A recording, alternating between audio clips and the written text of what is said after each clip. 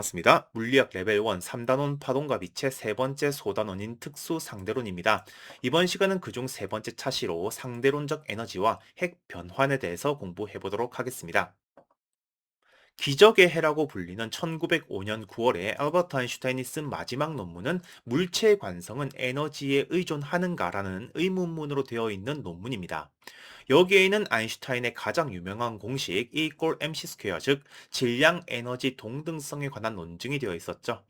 그런데 이 논문에 쓰여진 아인슈타인의 논증 과정은 고전적 에너지 근사를 사용하고 있고, 현대적인 기준에서는 순환 논증이라는 비판을 받을 여지도 있기 때문에 완성된 논증이라 볼 수는 없습니다. 그렇지만 이후에 보다 엄밀한 상대론적 유도와 다양한 실험적 검증을 통해서 이 식이 참이라는 건 밝혀졌습니다. 이 식에 대한 자세한 유도 과정은 레벨 3에서 다루도록 할 거고요. 여기서는 그냥 받아들이겠습니다.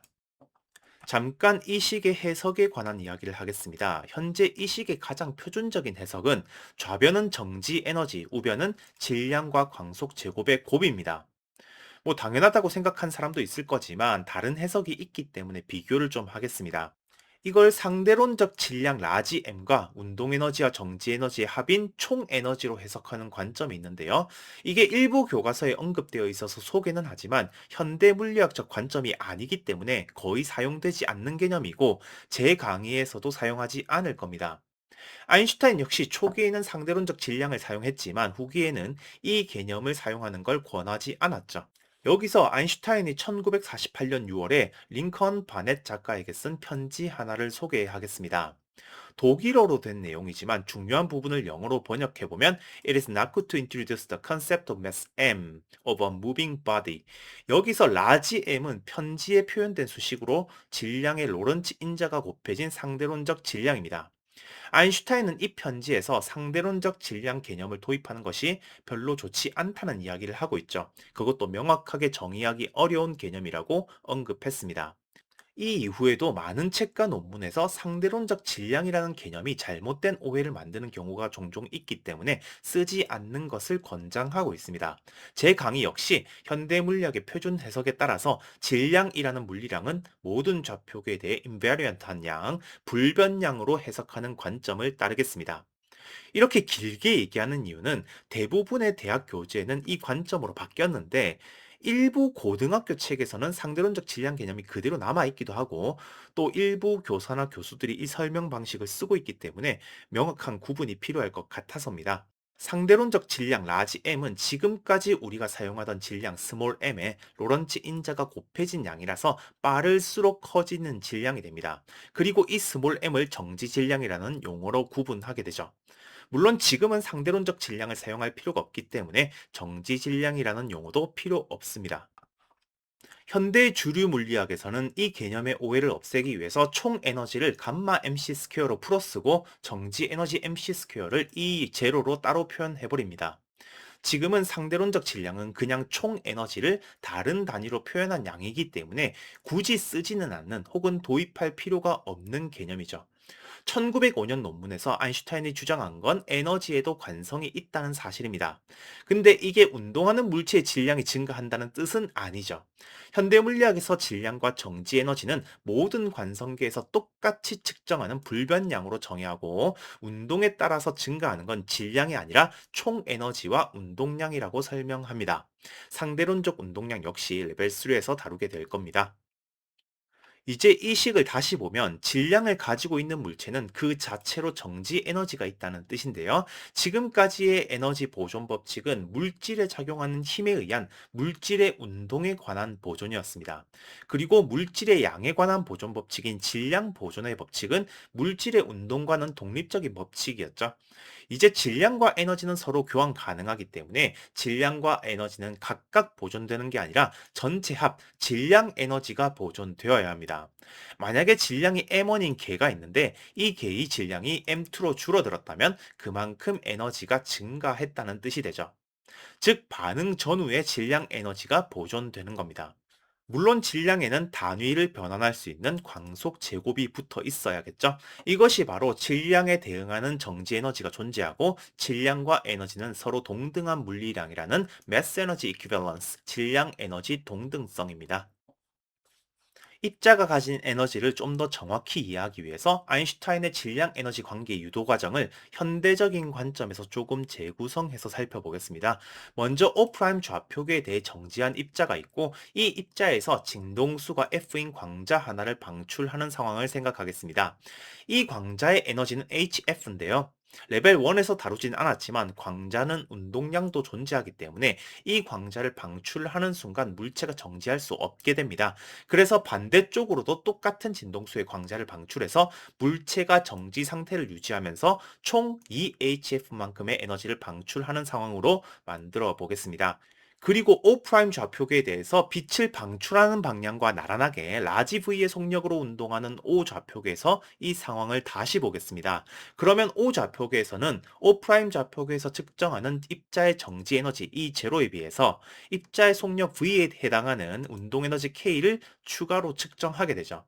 그리고 O 좌표계에서는 두 빛의 진동수가 도플러 효과에 의해서 각각 이렇게 보이게 됩니다. 그러면 이런 진동수를 가진 광자 에너지의 합은 EHF의 로런츠 인자 감마만큼 곱해진 양으로 나타나기 때문에 광자의 출입에 의한 입자의 총 에너지 변화는 O' 좌표계에 비해서 감마만큼 크게 나타나게 됩니다. 이건 O 좌표계에서 측정한 총 에너지 역시 O' 좌표계 감마배가 되어야 한다는 뜻이기 때문에 입자의 운동 에너지 K는 E0의 감마 마이너스 1배라는 걸 알 수 있습니다. 여기서 입자의 질량을 m이라고 하고 입자의 속력 v가 광속에 비해서 충분히 작다면 물체의 운동 에너지는 고전력학의 결과인 2분의 1 mv 제곱이 되어야 합니다. 그리고 감마는 이렇게 이항전개를 할 수 있는데요. 입자의 속력이 광속에 비해서 충분히 작다면 높은 차수의 항을 무시할 수 있기 때문에 감마 마이너스 1은 이렇게 근사할 수 있고 이 제로는 mc 스퀘어가 되어야 하죠. 결과적으로 이 제로가 MC 스퀘어인 건 맞기 때문에 아인슈타인의 추론이 완전히 틀린 건 아니지만 이것만으로 완전히 증명되었다고 보기는 힘들죠. 물론 이후에는 정지 에너지가 MC 스퀘어라는 사실이 엄밀하게 유도되었으니까 이제 여기서부터 한번 출발해보면 운동 에너지가 MC 스퀘어의 감마 마이너스 1배가 되어야 한다는 걸 알 수 있고 충분히 느린 속력에서 2분의 1 MV 제곱이라는 고전력학의 결과를 얻을 수 있습니다. 정지 에너지의 엄밀한 유도는 레벨 3에서 할 겁니다. 그리고 물체의 총 에너지는 정지 에너지와 운동 에너지를 합해서 감마 MC 스퀘어가 된다는 걸 알 수 있죠. 여기서도 마찬가지로 두 좌표계에서 입자의 질량은 모두 m으로 보고 있고 입자에 대해 상대 운동하는 좌표계에서 에너지를 감마만큼 크게 측정한다는 사실을 알 수 있습니다. 즉 물체의 운동은 좌표 변환의 문제이기 때문에 운동 에너지는 좌표계에 따라 달라지는 물리량이고 상대 운동하는 관측자는 입자의 에너지를 감마배 크게 측정하게 되는 거죠. 여기서 운동하는 입자의 에너지가 크게 관측되는 문제를 질량이 증가했다고 해석하지 않는다는 걸 기억해야 합니다.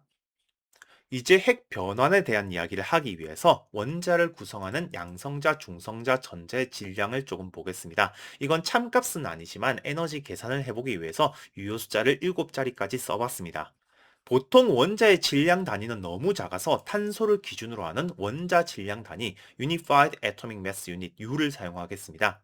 예전에는 탄소 1몰의 질량을 12g으로 정의했었기 때문에 이 관계가 참값이었지만 2019년 표준 단위 개정 이후로는 아보가드로 수를 정확한 상수로 정의하고 있기 때문에 이 단위 관계는 측정값이 되었습니다.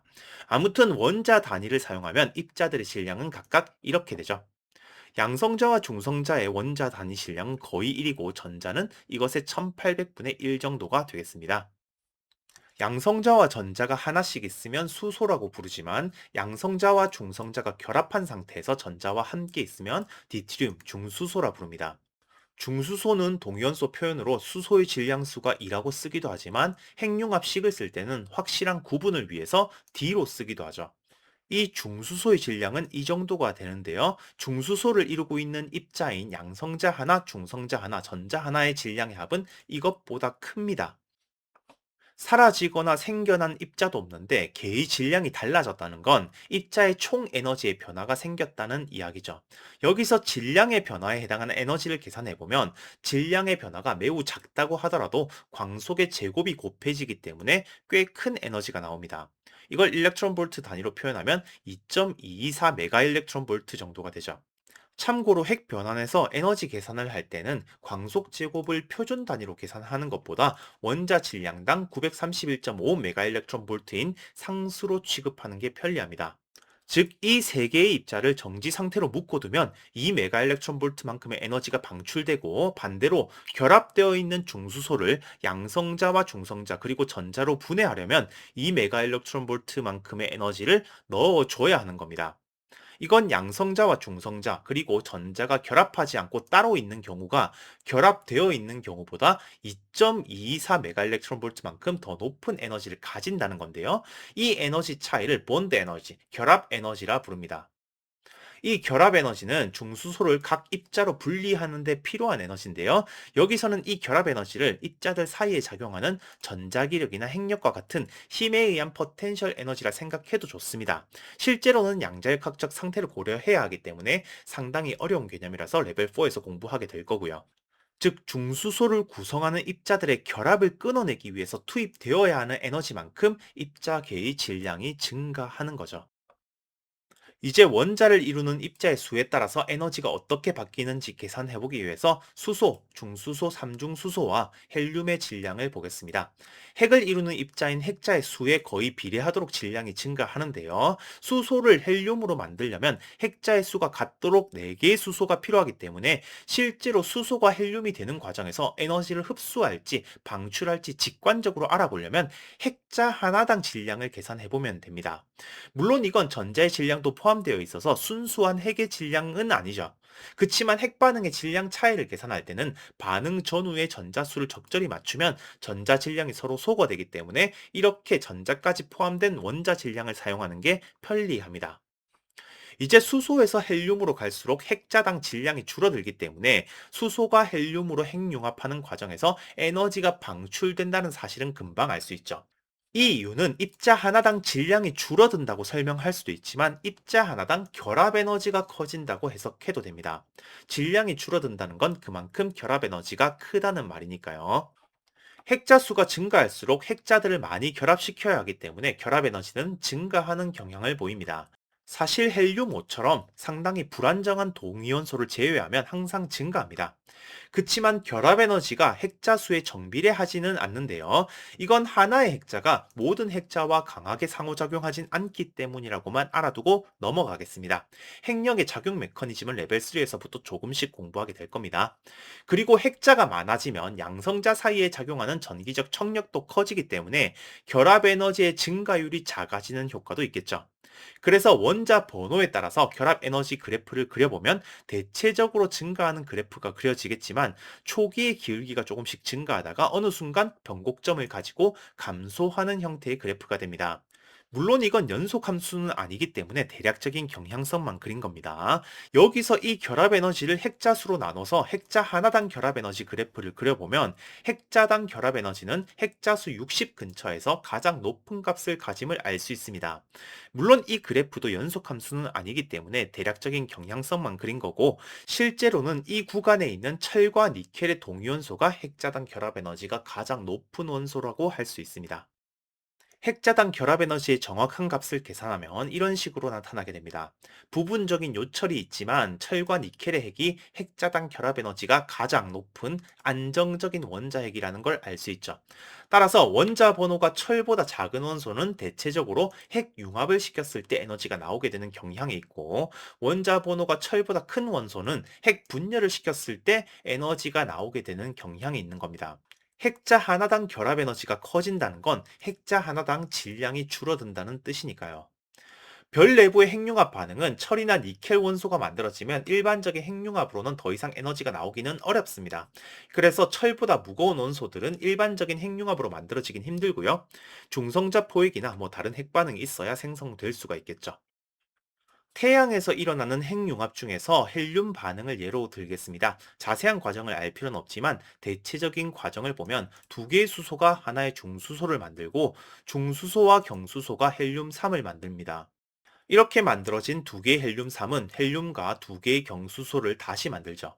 첫 줄의 과정은 베타 붕괴라는 과정인데요. 양성자가 중성자가 되면서 양전자와 중성미자를 만드는 과정입니다. 자세한 건 레벨 3에서 다룰 거고 여기서는 그냥 이렇게 양성자와 중성자도 서로 변환이 된다는 것만 인지하면 되겠습니다. 알짜 반응식을 써보면 4개의 수소 중에서 2개가 베타 붕괴로 중성자로 변하고 하나의 헬륨을 만드는 과정인 거죠. 이 핵융합 반응에서 발생하는 에너지를 계산하려면 수소, 헬륨 전자의 질량이 필요합니다. 중성미자도 질량이 있지만 전자보다 1억 배 이상 작기 때문에 계산해서 빼겠습니다. 반응 후에 총 0.0276U 정도의 질량이 감소하기 때문에 이 질량에 해당하는 25.7메가일렉트론볼트의 에너지가 발생하죠. 즉 태양에서는 4개의 수소가 하나의 헬륨을 만들 때마다 대략 26메가일렉트론볼트의 에너지가 발생한다는 뜻입니다. 이 과정을 핵자당 결합 에너지로 다시 계산해 보겠습니다. 최종 알짜 반응식에서 핵자가 결합된 경우는 헬륨밖에 없기 때문에 헬륨의 핵자당 결합 에너지 대략 7.074메가일렉트론볼트의 4배인 28.30메가일렉트론볼트가 결합 에너지로 나와야 합니다. 그런데 이건 베타 붕괴가 고려되지 않아서 실제 나오는 에너지와는 좀 차이가 있죠. 여기서 할 수 있는 좀 더 확실한 계산은 베타 분기 없이 두 번째와 세 번째 단계에서만 나타나는 두 개의 중수소가 헬륨을 만드는 과정으로 확인해 보겠습니다. 중수소의 핵자당 결합 에너지는 1.112메가일렉트론볼트니까 중수소 하나당 2.24, 중수소 두 개는 4.448메가일렉트론볼트가 됩니다. 따라서 이 과정에서는 총 결합 에너지 차이 23.8메가일렉트론볼트만큼의 에너지가 방출되죠. 핵 반응 전후의 질량을 비교해봐도 감소한 질량만큼의 에너지가 결합 에너지 차이로 계산된 결과랑 거의 같다는 걸 알 수 있습니다. 태양에서 일어나는 수소를 이용한 헬륨 핵융합은 매우 높은 온도와 압력을 필요로 하는 상당히 느린 반응입니다. 거대한 천체 수준이니까 가능한 융합이고요. 만약에 디티움과 트리튬을 충분한 농도로 만들 수 있으면 비교적 낮은 온도와 압력에서도 헬륨 핵융합 반응이 일어날 수 있습니다. 그래서 이건 보통 인간이 만든 융합로에서 사용하는 핵반응이죠. 먼저 각 입자의 질량차를 이용해서 방출되는 에너지를 계산해 볼 수 있습니다. 즉 중수소와 삼중수소가 하나의 헬륨으로 핵융합될 때마다 17.6메가일렉트론볼트의 에너지가 방출된다는 뜻이죠. 이건 핵자당 결합 에너지로 계산해봐도 같은 결과를 얻을 수 있습니다. 이 반응에서는 보통 운동량 보존 때문에 헬륨과 중성자가 각각 1대4의 비율로 운동 에너지를 나눠 가지게 되고 빠른 중성자는 융합로의 벽에 충돌하면서 열 에너지로 회수할 수도 있고 아니면 리튬과의 핵 반응을 이용해서 다시 트리튬을 만들어낼 수도 있습니다. 참고로 영화 스파이더맨2에서 닥터 옥토퍼스가 만들려고 했던 인공태양 역시 DT 핵융합을 모티브로 한 가상의 핵융합 장치입니다. 핵분열 중에서는 우라늄 235의 핵분열이 가장 유명하죠. 우라늄 핵분열은 우라늄 원자의 중성자를 충돌시켜서 더 작은 두 개의 원자와 두세 개의 중성자를 방출시키는 과정인데요. 쪼개진 두 원자는 보통 이 세 개의 과정 중 하나가 됩니다. 이것도 다 쓴 건 아니고 확률적으로 매우 높은 붕괴 과정만 쓴 겁니다. 여기서 먼저 크립톤과 바륨으로 붕괴되는 과정에서 나오는 에너지를 계산해 보겠습니다. 각 입자들의 질량을 이용해서 반응 후의 질량 변화가 0.188U라는 걸 계산할 수 있고 이걸로 우라늄 원자 하나의 반응에 대해서 대략 173.2메가일렉트론볼트의 에너지가 나온다는 걸 계산할 수 있습니다. 결합 에너지 방식으로 생각한다면 우라늄 235의 결합 에너지는 1784메가일렉트론볼트, 바륨 141은 1174메가일렉트론볼트, 크립톤 92는 783메가일렉트론볼트이기 때문에 전부 분해하고 다시 조립한다고 생각하면 173.2메가일렉트론볼트 에너지가 나오는 거고 질량으로 계산한 결과랑 거의 같습니다. 이 에너지는 빛으로 나가기도 하고 중성자를 포함한 생성물의 운동 에너지가 되기도 하죠. 그러면 일부 중성자들은 새로운 우라늄 원자랑 또 충돌하면서 다시 쪼개진 원자와 중성자로 튕겨나가는 연쇄적인 핵분열을 하게 되죠. 이번에는 나머지 두 개의 반응 중에서 스트론튬과 제논으로 쪼개지는 경우도 한번 연습해 보겠습니다. 마찬가지로 입자들의 질량 차이를 이용해서 핵 반응에 의한 에너지가 184.7메가일렉트론볼트라는 걸 알 수 있고 입자들의 핵자당 결합 에너지를 이용해서 같은 결과를 얻을 수도 있습니다. 여기서 결합 에너지의 의미를 다시 한번 기억하기 위해서 각 입자들을 이루는 양성자, 중성자, 전자의 질량을 단순 합산시켜 보겠습니다.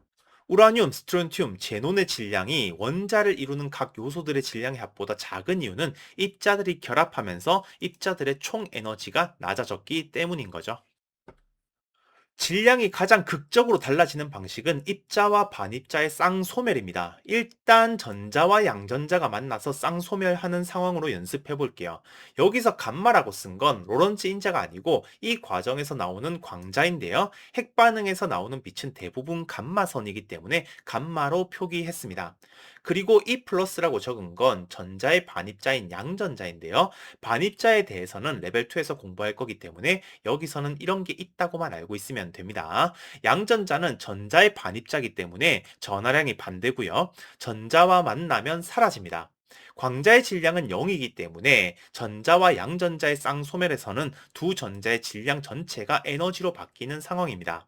입자의 질량 전체에 해당하는 에너지를 눈으로 쉽게 알려면 광속의 단위만 바꾸는 게 아니라 질량의 단위를 메가 일렉트론 볼트 퍼 광속 제곱으로 쓰면 되죠. 따라서 전자, 양전자 쌍소멸에서 생성되는 에너지는 1메가 일렉트론 볼트 정도가 됩니다. 물론 특정 상황에서는 이만큼의 에너지를 제공하면 반대로 쌍생성되기도 하죠. 마지막으로 운동하는 전자의 운동 에너지를 계산해 보겠습니다. 전자의 속력을 광속의 90%로 잡으면 로런츠 인자는 2.3 정도가 되죠. 전자의 질량은 광속 제곱당 0.511메가일렉트론볼트이기 때문에 전자랑 함께 움직이는 관성계에서 전자가 가진 총 에너지, 즉 정지 에너지는 0.511메가일렉트론볼트가 됩니다. 그런데 전자의 속력이 광속의 90%라 보는 관성계에서 전자가 가진 총 에너지는 이 값의 로런츠 인자를 곱한 값으로 측정되죠. 이 차이가 바로 운동 에너지가 되는 겁니다. 이렇게 계산한 운동 에너지는 고전적인 공식 2분의 1 mv 제곱으로 계산했을 때와는 상당한 차이가 나죠. 만약에 전자의 속력이 광속의 10% 정도라면 감마는 1보다 약간 크게 되고 총 에너지와 정지 에너지 차이인 운동 에너지가 작은 값으로 나타나게 됩니다. 이렇게 계산된 운동 에너지는 고전적인 결과랑 꽤 비슷하죠. 즉 2분의 1 mv 제곱은 충분히 느린 상황에서 적용할 수 있는 근사적인 운동 에너지라는 뜻입니다. 그리고 운동 에너지라는 건 입자에 대해 상대 운동하는 좌표계에서 다르게 측정하는 에너지의 차이 개념이기 때문에 운동에 의한 효과로 질량이 바뀐다고 해석하지 않는다는 점 다시 한번 기억하기 바랍니다.